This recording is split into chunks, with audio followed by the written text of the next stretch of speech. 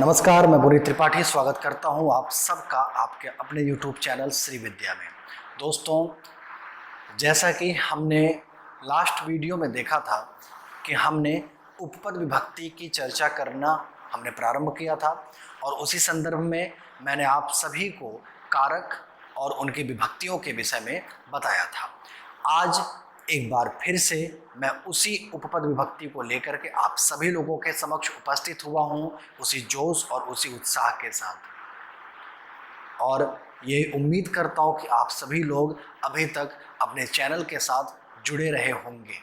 दोस्तों, आइए बिना समय को गंवाए हम जल्दी से देखते हैं कि उपपद विभक्ति की एग्जैक्ट परिभाषा क्या है। तो उपपद विभक्ति के विषय में कहते हैं कि जब किसी पद विशेष के कारण कारक विभक्ति के स्थान पर किसी अन्य विभक्ति का प्रयोग होता है तो उसे उपपद विभक्ति कहते हैं। जैसा कि आप जानते हैं कि मैंने आपको कारक और विभक्ति दोनों के विषय में बताया है। कारक वे चिन्ह होते हैं जिनके द्वारा पता चलता है कि इस वाक्य में या इस शब्द में हम किन किन विभक्तियों का प्रयोग करने वाले हैं या करेंगे। और विभक्ति, जब हम उस कारक को एक विभक्ति का रूप दे देते हैं तो हम उसको विभक्ति कह देते हैं। विभक्तियां प्रथमा, द्वितीया, तृतीया, इस तरह से विभक्तियां हैं। और कारक कर्ता, ने, कर्म, को, करण से, इस तरह के जो भी शब्द हैं या अक्षर हैं जो आपको बताते हैं कि ये इस कारक में प्रयोग होगा। तो क्या कहा है कि जब किसी पद विशेष के कारण कारक विभक्ति के स्थान पर किसी अन्य विभक्ति का प्रयोग होता है, एक ऐसा पर्टिकुलर शब्द या एक ऐसा पर्टिकुलर वाक्य के अंदर आने वाले वो शब्द या वो धातु जिनके प्रयोग होते ही जो कारक आने वाले थे उनके स्थान पर कोई और कारक का आप प्रयोग कर देते हैं या कोई और विभक्ति का आप प्रयोग कर देते हैं, तो ऐसी प्रक्रिया को हम कहते हैं कि वह उपपद विभक्ति की प्रक्रिया हुई है वहां पर। ठीक है, इतना आप समझ रहे होंगे। मान लीजिए जैसे आपके किसी फ्रेंड का बर्थडे है, आपको जाना था और आप किसी कारण से, वो कारण क्या है, वो कारण आपकी तबीयत खराब होना या कुछ भी हो सकता है, या आप बिजी हैं इसलिए आप वहां न जा करके आपने अपने मम्मी या पापा को भेज दिया कि मेरे उस फ्रेंड का बर्थडे है। जाना आपको था लेकिन नहीं गए, आपकी जगह पर कोई और चला गया, लेकिन नाम तो हुआ ना कि विभक्ति हुई है। आपने वहां पर अटेंडेंस अपनी लगाई है, आप उस पार्टी में गए हो, ऐसा नहीं है कि आपकी तरफ से कोई गया नहीं है। ठीक है, तो बस वही चीज यहां पर है कि होना कुछ और था लेकिन हो कुछ और गया, लेकिन जो हुआ वो अच्छा ही हुआ है। ठीक है, आगे देखते हैं। जैसे एक एग्जाम्पल आपके सामने मैं लेता हूं कि बालः जनकेन सह गच्छति, बालक पिता के साथ जाता है। ठीक है, अब देखिए यहां पर सह, ये क्या है, यह एक उपपद विभक्ति में जो कि तृतीया में आने वाला एक शब्द है जिसके प्रयोग से जिसके साथ हो रहा है उसमें उपपद विभक्ति का प्रयोग करते हुए वो वहां पर विभक्ति को बदल देता है। इतना आप समझिए। ठीक है, अब देखिए उपपद विभक्ति में कुछ लोगों के प्रश्न ये होते हैं कि हम उपपद विभक्ति में परिवर्तन लाएं तो किस में लाएं।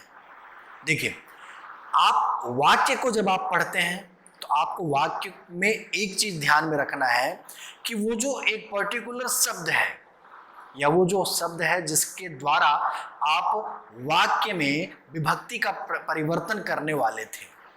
जैसे मान लीजिए बालक अपने पिता के साथ जाता है। अब देखिए के साथ, ठीक है, साथ का जो आप प्रयोग कर रहे हैं वो आप किसके साथ कर रहे हैं, वो आप पिता के साथ कर रहे हैं। ठीक है, अब जैसे मान लीजिए कि विवाद मत करिए या अब बस करिए, विवाद मत करिए। ठीक है, अब विवाद मत करिए, ये मत करिए किसके लिए यूज हुआ है, तो ये विवाद के लिए प्रयोग में लिया गया है। इसलिए जिसके लिए ये प्रयोग में किया गया है उसमें ही परिवर्तन आएगा। जैसे भी आपको मैंने बताया कि बालक पिता के साथ जाता है, अब यहां पर आप बालकेन तो करेंगे नहीं, क्योंकि बालक साथ में जा रहा है, लेकिन किसके साथ जा रहा है? वो पिता के साथ जा रहा है। पिता नहीं होते तो किसके साथ जाता? किसी के साथ नहीं जाता। तो जाहिर सी बात है कि यहाँ पर पिता में ही परिवर्तन आएगा और वहां पर तृतीय विभक्ति का प्रयोग हुआ है, जो कि जनकेन बन गया है और पूरा वाक्य बनता है बालः जनकेन सह गच्छति। आइए देखते हैं द्वितीय विभक्ति में। हम आपको एक छात्र के स्तर पर ही समझाएंगे इस कक्षा में कि वे कौन कौन से हैं जो आप अपने नॉर्मल लाइफ में या आप अपने बेसिक बोलचाल में या अपनी भाषा में आप उसका प्रयोग कर सकते हैं। ठीक है, तो देखिए कुछ ही हम आपको दो चार ही ऐसे शब्द बताएंगे जिससे आप उपपद विभक्ति का परिवर्तन कर सकते हैं या उनको आप प्रयोग में ले सकते हैं। जैसे द्वितीय विभक्ति में हम देखते हैं गम, रक्ष, बिना, प्रक्ष, उभयतः, परितः, प्रति और सर्वतः। इनके प्रयोग से आप द्वितीय विभक्ति में उपपद विभक्ति का प्रयोग कर सकते हैं। कौन कौन से, मैं एक बार फिर से उनको दोहरा देता हूं, आप साइड में देख सकते हैं। जैसे गम, रक्ष, बिना, प्रक्ष, उभयतः, परितः, प्रति, सर्वतः। ठीक है, ये टोटल आपके सामने 7 शब्द हैं जिनके द्वारा आप उपपद विभक्ति प्रयोग कर सकते हैं द्वितीय के अंदर। अब देखिए हम इसमें से एक एग्जाम्पल लेते हैं परितः का। परितः का मतलब होता है चारों तरफ, आपके चारों तरफ। ऐसे सिचुएशन में अब देखिए एक वाक्य बनाते हैं हम कि विद्यालय के चारों तरफ वृक्ष हैं। तो क्या बन गया? अब देखिए विद्यालय के चारों तरफ, वैसे तो जो वाक्य बनेगा वो बनेगा विद्यालयस्य परितः वृक्षाः सन्ति, लेकिन अगर आपको पता है कि परितः का प्रयोग जब हम करेंगे तो वहां पर द्वितीय विभक्ति का प्रयोग होगा, इसलिए अब यहाँ पर हमें क्या करना है कि जो विद्यालय है इसके अंदर हम द्वितीय विभक्ति का प्रयोग कर देंगे। क्यों? क्योंकि विद्यालय के साथ परितः जुड़ रहा है, यानी चारों तरफ जुड़ रहा है। तो हम यहाँ पर क्या कर देंगे, हमारा वाक्य क्या बनेगा कि विद्यालयम परितः वृक्षाः सन्ति। इसी तरह गम धातु के लिए यहाँ पर बोला है गम, ठीक है, तो उसका रूप बन जाएगा गच्छति और वाक्य है मयंक आगरा नगर को जाता है या मयंक आगरा नगर जाता है। तो ऐसी सिचुएशन में अब देखिए गम धातु का प्रयोग यहाँ पर हुआ है तो रूप क्या बनेगा, यहाँ पर बन जाएगा गच्छति और पूरा वाक्य जो आपका बनेगा वो है मयंकः आगरा नगरम गच्छति। इसी की तरह आप देखेंगे तृतीय विभक्ति में, तृतीय विभक्ति में भी है सह, अलम और बिना, ये 3 है, सह, अलम और बिना। सह का मतलब साथ, अलम का मतलब बस और बिना का मतलब विदाउट, उसके बिना। ठीक है, इसके प्रयोग से आप तृतीय विभक्ति में उपपद विभक्ति का प्रयोग कर सकते हैं या इसके साथ हम तृतीय विभक्ति का प्रयोग करेंगे। अब जैसे अलम विवादेन, किसी चीज के लिए आपको बताया जा रहा है कि अब इससे आगे अब आप कुछ मत करिए, अब यहीं पर आप बस कर दीजिए। ठीक है, यहाँ पर अब आप इस काम को रोक दीजिए। ठीक है, अब जैसे कुछ लोग लड़ रहे हैं, अब वहां पर आपको बोलना है बस अब लड़ाई नहीं, तो संस्कृत में आप क्या कहेंगे, अलम विवादेन, अब आप इस लड़ाई झगड़े से बस करें, अब इसको करना बंद करें। ठीक है, ये चीज हो गया। उसके बाद एक और है कि राम के साथ मोहन भी जाता है। मैंने आपको बताया था कि जिसके साथ जाता है उसमें तृतीय विभक्ति होगी, तो किसके साथ जा रहा है, राम के साथ जा रहा है, तो राम में तृतीय विभक्ति का प्रयोग करेंगे और वाक्य बनाएंगे रामेण सह मोहनः अपि गच्छति। ठीक है, आगे देखते हैं चतुर्थी विभक्ति, इसमें है दा, नम और क्रुद्ध, इसमें भी 3 है। दा मतलब देना, नमः मतलब नमस्कार करना और क्रुद्ध मतलब गुस्सा करना। ठीक है, इनके प्रयोग में आप चतुर्थी विभक्ति का प्रयोग करेंगे। ठीक है, आइए एक एग्जाम्पल देखते हैं। जैसे नमस्कार को लेकर के, हम नमः को लेकर के एक एग्जाम्पल देखते हैं। तो नमः में एग्जाम्पल है आपका कि गुरवे नमः, गुरु को नमस्कार है, तो यहाँ पर क्या हो जाएगा, गुरवे नमः। ठीक है, क्योंकि अब गुरु को नमस्कार कर रहे हैं इसलिए यहाँ पर आप वाक्य बना रहे हैं गुरवे। ठीक है, इसमें आपने चतुर्थी विभक्ति का प्रयोग किया। आगे देखते हैं नृपः भिक्षुकाय धनम यच्छति, दा धातु का प्रयोग भी यहाँ पर बताया है। तो राजा किसको दे रहा है, दान, या धन किसको दे रहा है, तो वो भिखारी को दे रहा है, इसलिए भिखारी में क्या हो जाएगा, चतुर्थी विभक्ति का प्रयोग हो जाएगा और क्या बनेगा, नृपः भिक्षुकाय धनम यच्छति। उसके बाद आप पंचमी विभक्ति देखेंगे, पंचमी विभक्ति में बहि है, विद्या ग्रहण है और अनंतरम, इन तीनों का जब आप प्रयोग करेंगे तो वहां पर स्वतः ही पंचमी विभक्ति का आपको प्रयोग करना पड़ेगा।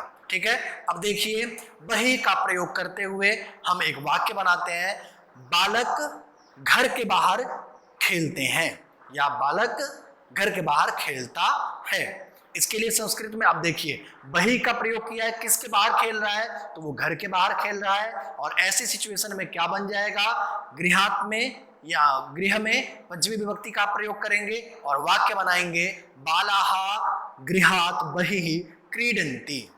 ठीक है, आगे देखते हैं षष्ठी विभक्ति में। षष्ठी विभक्ति में निर्धारण, टू सिलेक्ट, ठीक है, सिलेक्ट करने के लिए। उसके बाद उपरि, अधः, पुरस्तात्। ठीक है, उपरि का अर्थ होता है ऊपर, अधः का मतलब होता है नीचे और पुरस्तात् मतलब सामने। ठीक है, अब यहां पर देखिए वृक्षस्य उपरि खगाः सन्ति। अब देखिए ऊपर के बारे में यहां पर बात किया गया है, तो ऊपर ये एक दिशा को बता रहा है। ठीक है, अब ऊपर किसके साथ प्रयोग में लिया जा रहा है, तो वो वृक्ष के साथ में प्रयोग लिया जा रहा है। ठीक है, क्या बन गया कि वृक्षस्य उपरि खगाः यानी पक्षी हैं, या वो कूजन्ति बोलते हैं, वो कुंजन कर रहे हैं।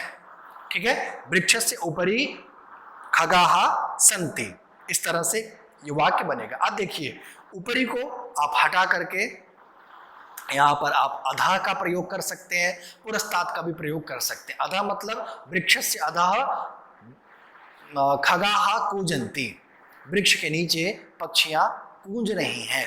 ठीक है, या फिर वृक्षस्य पुरस्तात्, वृक्ष के आगे पक्षी कूंज रहे हैं। इस तरह से आप वाक्य बनाएंगे। उसी के बाद आगे देखते हैं सप्तमी विभक्ति में स्नेह, इसका प्रयोग करते हुए आप सप्तमी विभक्ति का प्रयोग कर सकते हैं। जैसे एग्जाम्पल, माता पुत्र को स्नेह करती है, तो माता किसको कर रही है, पुत्र को क्या कर रही है, स्नेह कर रही है। ठीक है, स्नेह किसको हो रहा है, पुत्र को हो रहा है, तो पुत्र में क्या हो जाएगा, वहां पर सप्तमी विभक्ति हो जाएगी। तो माता सुते स्नेह्यति, माता अपने पुत्र को स्नेह करती हैं।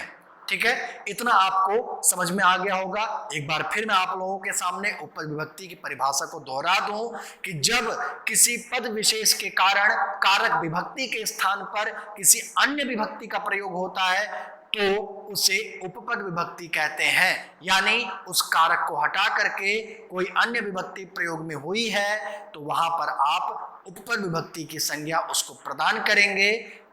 इसी के साथ आज आपका उपपद विभक्ति समाप्त होता है। उम्मीद करता हूं कि आपको ये समझ में आ रहा होगा। अगर आपको नहीं समझ में आ रहा है तो आप नीचे कमेंट सेक्शन में जाकर के आप मुझसे प्रश्नों को पूछ सकते हैं। आप अपनी सभी शंकाओं को मेरे सामने रख सकते हैं। मैं आपके उन शंकाओं का समाधान करने के लिए हमेशा तत्पर हूं। मैं अपने आप को सौभाग्यशाली समझूंगा यदि आप मुझे अपनी शंकाओं का समाधान करने के लिए चुनते हैं। दोस्तों, साथ ही साथ आप सभी लोगों से निवेदन है, करबद्ध निवेदन है, अगर आप चैनल पर नए हैं तो आप चैनल को सब्सक्राइब करिए, वीडियो को लाइक करिए, अपने अन्य दोस्तों के साथ वीडियो को शेयर करें ताकि उन लोगों के पास तक ये वीडियो पहुंच सके और वो भी उपपद विभक्ति को समझने में सक्षम हो सकें, वो भी आपकी तरह ज्ञान को प्राप्त कर सकें।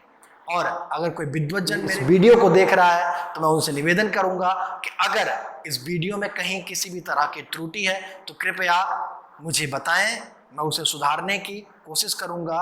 अन्यथा आप लोग या आप सभी लोग उन छात्रों की शंकाओं का समाधान कर सकते हैं। मेरी तरफ से कोई भी ऐसा प्रतिबंध नहीं है।